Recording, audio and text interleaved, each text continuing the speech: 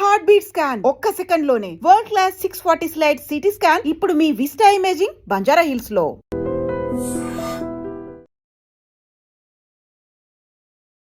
Small doses powerful healing అదే homeopathy. Welcome to I dream. నా పేరు లుంబిని. ఈ రోజు మనతో పాటు హోమియోపతి డాక్టర్ చేతన్ గారు ఉన్నారు. Let's talk to him. Hello sir. Hello madam. Sir, ఒక డౌట్ వచ్చింది ఈ మధ్య కాలంలో, ఒక న్యూస్ ని బేస్ చేసుకొని రైస్ ఇంటేక్ గురించి. సో జనరలీ రైస్ తినాలా వద్దా అనేది నెవర్ ఎండింగ్ కాన్సెప్ట్. అదొక డిబేట్ లాగా సాగుతూనే ఉంది. అయితే ఈ మధ్య కాలంలో ఎక్కువగా రైస్ అంటే మనం ఎప్పుడుండో ఈ పద్ధతి పాటిస్తున్నాం, బట్ న్యూస్లో వచ్చిందనమాట. సో రైస్ అనేది కుక్ చేసుకొని మళ్ళీ ఒక 10-12 అవర్స్ ఫ్రిడ్జ్లో పెట్టుకొని నెక్స్ట్ డే మార్నింగ్ కూడా హీట్ చేసుకొని తినడం వల్ల మనకి ఎలాంటి ఎఫెక్ట్స్ ఉంటాయి, అసలు అది మంచిదా కాదా అనేది దాని గురించి. రైస్ మంచిదా కాదా మీ ప్రకారం? రైస్ మంచిదే కదా. మళ్ళీ అయినా ఏం చేస్తారు, ఇట్లా షుగర్ వ్యాధి రాగానే రైస్ తినొద్దు. మన మైండ్లోకి వెళ్ళి తీసి పడేసేయాలి కుండీలో. ఎందుకు పడేసేయాలి? మనం రైస్ వదులుకుంటుంటే మనం మన ఐడెంటిటీ వదులుకుంటున్నాం.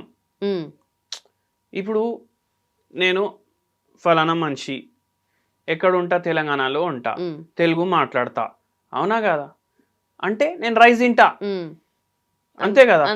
అదే వదులుకుంటే నా ఐడెంటిటీ ఏమవుతుంది, అవునా కదా. దాని బదులు నేను ఓట్స్ తింటే లండన్ నివాసి అయిపోతానా? కాను కదా. మళ్ళా ఇంకోటి ఏంది, ఇప్పుడు ఇవాళ ఏమంటారు, రైస్ ఏమో ఫ్రిడ్జ్లో పెట్టి తినండి, రేపేమో పొయ్యి మీద పెట్టి తినండి, ఎల్లుండి ఏమో కుక్కర్లో పెట్టి తినండి. డైలీ ఒక్కొక్కటి రీసెర్చ్ వస్తూనే ఉంటది. ఏడైతున్నాయి రీసెర్చ్లన్నీ? ఇంట్లోనే అవుతున్నాయి. ఎట్లా? యూట్యూబ్ పెట్టు, టీవీ ఆన్ చేయి, అరే వీడియోలో ఇట్లా చూపిస్తుండా, చలో సరే ఇట్లా చేద్దాం. అరే కుక్కర్ది కూడా వచ్చింది, కింద కుక్కర్లో పెట్టు, పొయ్యి మీద పెట్టకు, కుక్కర్లో పెట్టు, రైస్ కుక్కర్లో పెట్టు. మళ్ళీ ఇది న్యూట్రీపాట్ అని కొత్తది వచ్చింది ఒకటి యంత్రం, దాంట్లో పెట్టు, ఇంకా మంచిగా ఉంటది. ఒక జమానాలో ఏమంటుండే, అరే రైస్ ఏమో రైస్ కుక్కర్లో వండాలి, భగోనాలో వండొద్దు, భగోనాలో వండితే స్టార్చ్ వెళ్ళిపోతుంది, భగోనాలో వండొద్దు, కుక్కర్లో వండాలి. ఇప్పుడు ఏమంటారు, కుక్కర్లో వండొద్దు, కుక్కర్లో ఉంటే స్టార్చ్ ఉండిపోతుంది. మళ్ళీ ఎల్లుండి ఇంకోటి వస్తుంది. అంటే ఏంది అంటే, రైస్ మీరు తినకపోతే షుగర్ వ్యాధి రావట్లేదా? వస్తుంది కదా. ఇప్పుడు సౌత్ ఇండియాలో రైస్ ఎక్కువ తింటారు, నార్త్ ఇండియాలో ఇంత రైస్ తినరు కదా. మనం ఒకటి ఏమంటారు, ఫుల్ మీల్స్ తినకపోతే ఇంత చిన్న కటోరాలో వాడు స్వీట్ వేసి పెడతాడా? వాళ్ళు రైస్ అట్లా తింటారు నార్త్ ఇండియన్స్. రైట్. వాళ్ళకి కూడా షుగర్ వస్తుంది కదా. అవును, కానీ మనకి ఎక్కువ వస్తుంది కదా. సౌత్ ఇండియా ఇది క్యాపిటల్ అయిపోయింది కదా. లేదు, ఇండియా మొత్తం షుగరే. షుగర్ అంటే ఇండియా లాగా అయిపోయింది. అది రైస్ వల్ల కాదు అని మనం ఎట్లా చెప్పుకోవచ్చు? ఒకటి ఉంటే నార్త్ ఇండియన్స్ కి కూడా అందరికీ షుగర్ ఉండాలి. ఒకవేళ రైస్ తింటే ఓన్లీ సౌత్ ఇండియన్స్ కి ఉండొద్దు, నార్త్ ఇండియన్స్ కి కూడా ఉంది కదా. వాళ్ళైతే రైస్ ఇట్లా తింటలేం కదా మనలాగా. మళ్ళా అది కాకుండా ఇప్పుడు పుట్టుకతోటి షుగర్ ఉండాలి రైస్ వల్ల అయితే, అవునా కదా. 1 year తర్వాత అందరికి sugar sugar sugar sugar sugar ఇట్లా అయిపోవాలి. అట్లా కూడా అయితలేదు. మళ్ళీ రైస్ ఎందుకు తినొద్దు? అయితే ఏందంటే రైస్ తినాలి, కానీ దాన్ని బట్టి మనకు షుగర్ వస్తుందని అది కూడా లేదు. ఎందుకు వస్తుంది షుగర్ అంటే, ల్యాక్ ఆఫ్ ఫిజికల్ యాక్టివిటీ, మళ్ళా చక్కగా నిద్ర లేకపోవడం వల్ల, మళ్ళా దాని తర్వాత మనకు ఉన్న స్ట్రెస్లకి. ఇప్పుడు ఇంతకుముందు ఏమేం పనులు చేస్తుండే, రైస్ డిపోలు ఉంటుండే కదా. ఇప్పుడు ఇవి ఉంటాయి కదా, ఏమంటారు, రైస్ మిల్లు, అవి పంట తీసినాక ఆ తైలలో రైస్ వేసి, ఆ రైస్ తైల మళ్ళా మాల్గాడిలో వేయాలి, పట్టణానికి పంపించడానికి. అంటే ఇట్లా ఫిజికల్ యాక్టివిటీ ఎక్కువ ఉన్న పనులు. అక్కడ రైస్ బ్యాగులు లేపడమే మన పని. మనకి ఫిజికల్ యాక్టివిటీ కూడా అవుతుంది, రైస్ పనే చేస్తుండే ఆయన. షుగర్ రాదు, ఎందుకంటే ఫిజికల్ యాక్టివిటీ అట్లా ఉండే. కానీ ఇప్పుడు పాలిష్ చేసిన రైస్ వల్లనే ఎక్కువ ఎఫెక్ట్ అంటారు కదా. ఇప్పుడు బ్రౌన్ రైస్ కి పాలిష్ రైస్ కి ఏముంది తేడా అంటే, పైన ఉన్న ఫైబర్ తీసేస్తారు కదా. మనం ఓన్లీ స్టార్చ్ తింటున్నాం. పాలిష్ రైస్ అని మీరు మైండ్లో పెట్టుకోకండి. Polish rice, brown rice, red rice, black rice అవన్నీ ఏమొద్దు. Rice is rice. తెల్ల మనిషి, నల్ల మనిషి, అమెరికన్, రష్యన్ అవన్నీ ఏమొద్దు. మనిషే కదా, అవునా కదా. మీరు రైస్ తినండి. మళ్ళీ మీరు ఏమన్నారు, రైస్ ఫ్రిడ్జ్ లో పెట్టి తినొచ్చా లేదా? ఫ్రిడ్జ్ లో పెట్టి మళ్ళీ నెక్స్ట్ డే హీట్ చేసి. అయితే ఒక ప్రాసెస్ ఉంటుంది, రెట్రోగ్రేడేషన్ అనేసి. రైస్ వండుతామా, కుక్కర్లో వండుకున్నాం. స్టార్చ్ ఏమో జర గరం గరం మంచిగా మొత్తం స్టార్చ్ ఉంటుంది దాంట్లో. ఇప్పుడు ఇది సింపుల్ కార్బోహైడ్రేట్, ఇట్లా తినంగానే అబ్జర్వ్ అవుతుంది ఇమ్మీడియట్గా, గ్లూకోజ్ స్పైక్ ఎక్కువ అవుతుంది. ఎందుకంటే గ్లైసిమిక్ ఇండెక్స్ ఎక్కువ ఉంది. ఓకే. ఇప్పుడు మనం ఇది ఫ్రిడ్జ్లో పెట్టినాం అనుకోండి, ఎయిర్ టైట్ కంటైనర్లో ప్యాక్ చేసి ఫ్రిడ్జ్లో పెట్టినాం అనుకోండి, దాని తర్వాత ఒక 12 గంటల తర్వాత తీసి దాన్ని హీట్ చేసినాం అనుకోండి, ఆ స్టార్చ్ ఈజీగా అబ్జర్వ్ కాదు. ఓకే. అది అబ్జర్వ్ చిన్న పేగులో అవుతుంది ఒకవేళ అయితే. ఇప్పుడు స్టార్చ్ అది అబ్జర్వ్ కాదు కదా, ఫైబర్ లాగా యాక్టింగ్ అవుతుంది. అది ఓకే. ఓకే. ఫైబర్ లాగా యాక్టింగ్ అయ్యి డైజెషన్కి మంచిగా అవుతుంది, గ్లూకోజ్ స్పైక్ కూడా రాదు. ఇవన్నీ ఫ్రిడ్జ్ గిజ్జి ఇప్పుడు వచ్చినాయి, అవునా కాదా?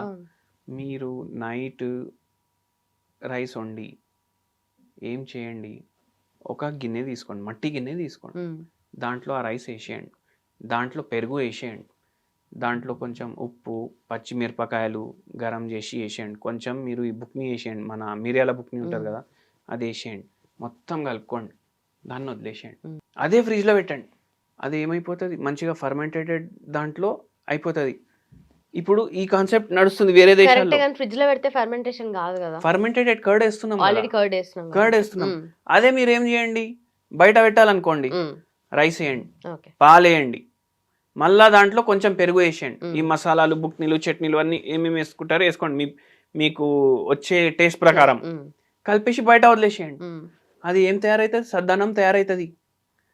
అది ఇంకా మంచిది షుగర్కి, అవునా కాదా?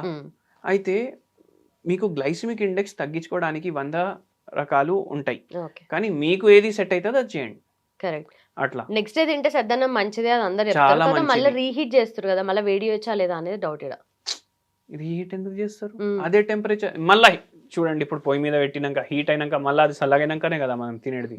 అంటే కొంచెం వేడి వేడిగా ఉంటుంది కదా, మరీ చల్లగా అయిపోయింది తినలేక కొంతమంది అట్లా చేస్తారు. ఇప్పుడు మన ఇంట్లో కూడా చాలా మంది చేస్తారు. కొంచెం రీహీట్ చేసుకోండి, ఏం కాదు. అట్లా. సో ఫర్మెంటేటెడ్ ఫుడ్ మీ డయట్ లో రావాలి. ఫర్మెంటేటెడ్ ఫుడ్ రైస్ తో కలిపితే దాని గ్లైసిమిక్ ఇండెక్స్ తగ్గుతుంది, మంచిగా అవుతుంది. మనకు షుగర్ వ్యాధికి ఎవ్వరు తగ్గించుకోవడానికి వచ్చినా వాళ్ళకు చెప్తాం, సద్దన్నం తినండి, ఫ్రిడ్జ్ లో పెట్టి కూడా తినొచ్చు అట్లా. సార్, ఈ షుగర్ పేషెంట్స్ కి నార్మల్ గా ఒక్కొక్కటి కొత్త కొత్త సమస్య వస్తూ ఉంటది. ఇప్పుడు సీజన్ మారుతున్న కొద్దీ కొత్త సమస్యలు వస్తూ ఉంటాయి. ఇప్పుడు అరికాలలో మంటలు కానీ, లేదంటే కాళ్ళు చేతులు తిమ్మెర్లు ఎక్కడం ఇలాంటివి వస్తూ ఉంటాయి కదా, సో అప్పుడు ఎలాంటి జాగ్రత్తలు తీసుకోవాలి? కాళ్ళు చేతులు మంటలు షుగర్ వ్యాధిలో సమస్య కాదు, అది పర్మనెంట్ గా అయిపోతుంది అట్లా ఎన్నోసార్లు. దాన్ని డయాబెటిక్ న్యూరోపతి అనేసి చెప్తారు. డయాబెటిక్ న్యూరోపతి చాలా కామన్ అయిపోయింది ఇప్పుడు.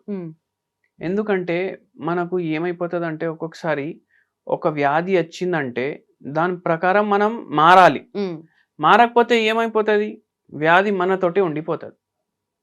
ఇప్పుడు హోమియోపతి ద్వారా షుగర్ రివర్స్ చేసుకోవచ్చు, కానీ మనం పేషెంట్కి ఏం చెప్తాం, కొన్ని జాగ్రత్తలు కూడా పాటించాలి. లేదు మాకు జాగ్రత్తలు పాటించం కాదు, మీరే ఏదో హెవీ డోస్ ఇచ్చి తగ్గించండి, అవునా కదా, ఇట్లా అంటారు. అట్లా అంటే నడవదు పని. ఇప్పుడు ఏం రెస్పాన్సిబిలిటీ లేదు, చచ్చిపోయినా ఏం ఫరక్ పడదు అంటే మీ ఇష్టం. అయితే కానీ మీరు జాగ్రత్తలు పాటిస్తే మీ వయసు కూడా జర ఎక్కువ రోజులు జర బతుకుతారు, మంచిగా బతుకుతారు, ఎవరి మీద ఆధారపడకుండా ఉండుతారు. మళ్ళా అది కాకుండా ఇప్పుడు ఏమైపోయిందంటే ఒక ఫ్యాషన్ అయిపోయింది తాగడం. ఇప్పుడు తాగడం ఉండకపోతే వాడిని సమాజంలో మంచిగా చూడరు చాలా మంది. అయితే దానివల్ల కూడా ఈ న్యూరోపతి కేసులు పెరుగుతున్నాయి. అండ్ మోర్ ఓవర్ ఏంది అంటే, ఇప్పుడు మీకు న్యూరోపతి రావద్దు అనుకోండి, మీరు మీ షుగర్ వ్యాధిని కంట్రోల్లో పెట్టుకోవాలి. దానికి ఏం చేయాలి, వారంలో 5 రోజులు రోజుకి మీరు ½ an hour ఫిజికల్ యాక్టివిటీ చేయాలి. ఇప్పుడు కొందరు ఏమంటారు, ఫుల్ డే పని చేస్తా, నేను ఫుల్ డే పని చేస్తా, ఏమవుతుంది, ఫిజికల్ యాక్టివిటీ అవుతుందా? కాదు. మీరు ఫుల్ డే పని చేస్తున్నారు, ఆఫీస్లో పని చేస్తున్నారు, ఏం పని చేస్తున్నారు, కీబోర్డ్ మీద టైపింగ్ చేస్తున్నా, అది కూడా ఎక్సర్సైజే కదా అనేసి అంటారు. కొందరు ఏమంటారు, 5-6 గంటలు వంటింట్లోనే పోతాయి మాకు, అది కూడా ఫిజికల్ యాక్టివిటీ కాదు. ఫిజికల్ యాక్టివిటీ అంటే ప్రాపర్ ఫిజికల్ యాక్టివిటీ. మీరు నడవండి, జాగింగ్ చేయండి, స్విమ్మింగ్ చేయండి, ఇటువంటి ఫిజికల్ యాక్టివిటీ పెట్టుకోవాలి. మళ్ళీ అది కాకుండా 8 గంటలు పడుకోవాలి. 8 గంటలు పడుకుంటే ఏమవుతుంది? ఏమైనా డ్యామేజ్ అయింది బాడీలో, అది రిపేర్ అవుతుంది. ఇప్పుడు మీరు చూడండి, మీరు పడుకుంటారు రోజు, జ్వరం వచ్చింది. జ్వరం వస్తే ఒక 5 రోజులు ఉంటుంది అనుకోండి, డల్ ఉంటుంది శరీరం 5 రోజు వరకు. Next day morning full active అయిపోతుంది. అరే సడన్గా ఎట్లా తగ్గిపోయింది, ఏమైపోయింది మ్యాజిక్ అనేసి అనుకుంటా. పడుకున్నప్పుడు బాడీ హీల్ అవుతుంది. ఓకే. అయితే ఇప్పుడు రోజుకి షుగర్ ఉన్నా లేకున్నా, నిద్ర చక్కగా లేకపోతే అన్ని ఆర్గన్లు డ్యామేజ్ అవుతూనే ఉంటాయి. ఏ మనిషిలో అయినా డ్యామేజ్ జరుగుతుంది, కానీ ఏ పేస్లో జరగాలి దానికన్నా ఎక్కువ పేస్లో జరుగుతుంది. పడుకోవాలి మంచిగా. అరే లేదు, ఆ సీరియల్ ఎండింగ్ ఇవాళ లాస్ట్ ఎపిసోడ్ ఉంది, జర ఎక్కువసేపు చూస్తా, మ్యాచ్ ఉంది, ఇప్పుడు మ్యాచ్ ఉంది. ఇప్పుడు 3 నెలలు ఐపీఎల్ ఉంటుంది, వాళ్ళు ఫిట్ ఉంటారు ఆడేటోళ్ళు, మనమైతే ఆడం కదా. అవునా కాదా? అయితే ఏంది అంటే రెస్ట్ ఉండాలి బాడీకి. అదే కాకుండా మీరు హై రిచ్ ఫైబర్ కంటెంట్ తీసుకోవాలి. ఇప్పుడు ఏమని వస్తారు పేషెంట్లు, సార్ ఫుల్ నరాలు నొప్పులు అవుతున్నాయి, షుగర్ వచ్చిన కాడికి వెళ్ళి 1 year తర్వాత స్టార్ట్ అయింది, అరికాలు మంటలు ఉన్నాయి, నిల్చొనికి వస్తలేదు, నడుస్తుంటే చెప్పు జారిపోతుంది, చెప్పులు ఉందా లేదా అర్థమైతలేదు ఒక్కొక్కసారి నడుస్తుంటే, అంత స్పర్శ లేకుండా అయిపోయింది. మళ్ళీ చేతులు లాగుతున్నాయి, చేతుల్లో మంటలు అవుతున్నాయి, చేతుల్లో ట్రిమ్మర్స్ వస్తున్నాయి, ఇన్ని ప్రాబ్లమ్స్ అవుతాయి, చక్కర్లు వస్తాయి. ఎందుకు అవుతున్నాయి? న్యూరోపతి వల్ల అవుతున్నాయి. అవునా కాదా? షుగర్ వ్యాధిని కంట్రోల్లో పెట్టుకుంటే ఇవన్నీ కావు. మళ్ళా మనం ఇంకోటి కూడా అంటాం, కంట్రోల్లో పెట్టుకోండి, మళ్ళీ పూర్తిగా తగ్గినాక మళ్ళీ తినొచ్చా అని అంటే, అరే అవి తిన్నారనేసి ఇట్లా అయింది కదా మీ హాలత్. అయితే తినకపోతే ఏమవుతుంది? ఏం కాదు, తింటే ఏమవుతుంది మన అందరికీ తెలుసు, అయినా తింటాం. అవునా కదా? అట్లా అయితే కొంచెం జాగ్రత్తలు పాటించాలి. ఈ నొప్పులు, తిమ్మిర్లు, మంటలు ఇవన్నీ ఎందుకు అవుతాయి? నరాలు చచ్చుబడిపోతాయి. అయితే అవి అవ్వకుండా మన చేతిలోనే ఉంటుంది మొత్తం చూసుకోవడం. ఓకే. అయితే ఫైబర్ రిచ్ ఫుడ్స్ అన్నారు కదా, వాళ్ళు తీసుకోవాల్సినవి ఏం తీసుకోవచ్చు ఎక్కువగా? ఇప్పుడు ఫైబర్ రిచ్ ఫుడ్ అని నేను చెప్పిన, ఇప్పుడు ఫుల్ ఆకలి అవుతుంది అనుకోండి, ఫుల్ ఆకలి, ఇప్పుడు డైలీ 12:30కి లంచ్ చేస్తారు, 2:30 వరకు మీకు లంచ్ దొరకలేదు, ఫుల్ ఆకలి అవుతుంది, మీ మైండ్లో ఏమేమి ఫుడ్స్ తిరుగుతాయి? జనరల్గా మీరు చెప్పండి, అంటే మంచి స్పైసీ ఫుడ్ తినాలనిపిస్తుంది. ఏమేమి తినాలనిపిస్తుంది?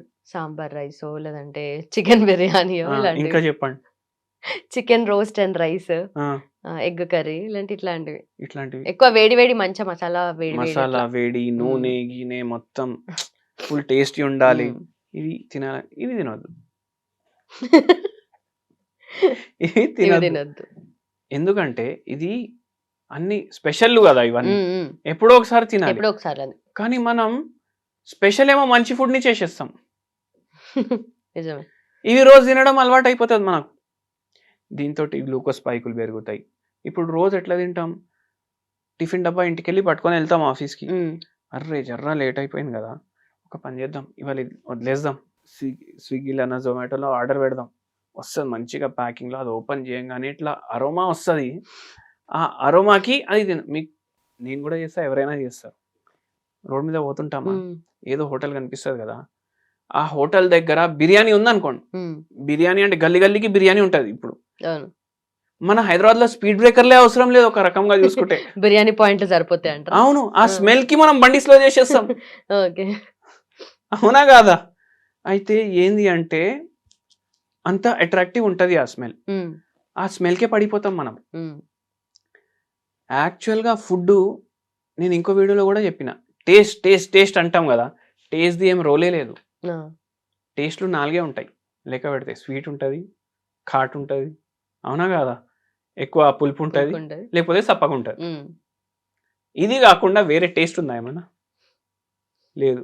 బిర్యానీది ఒక స్మెల్ ఉంటుంది, షవర్మాది ఒక స్మెల్ ఉంటుంది, ఫ్రైడ్ రైస్ది ఒక స్మెల్ ఉంటుంది, ఫ్రూట్స్ది కూడా ఒక స్మెల్ ఉంటుంది, మామిడి పండుది ఒక స్మెల్ ఉంటుంది. స్మెల్ మీద పడతాం మనం. అయితే ఏంది అంటే మీకు మంచి స్మెల్ ఉండాలి, అది అన్కుక్డ్ ఉండాలి.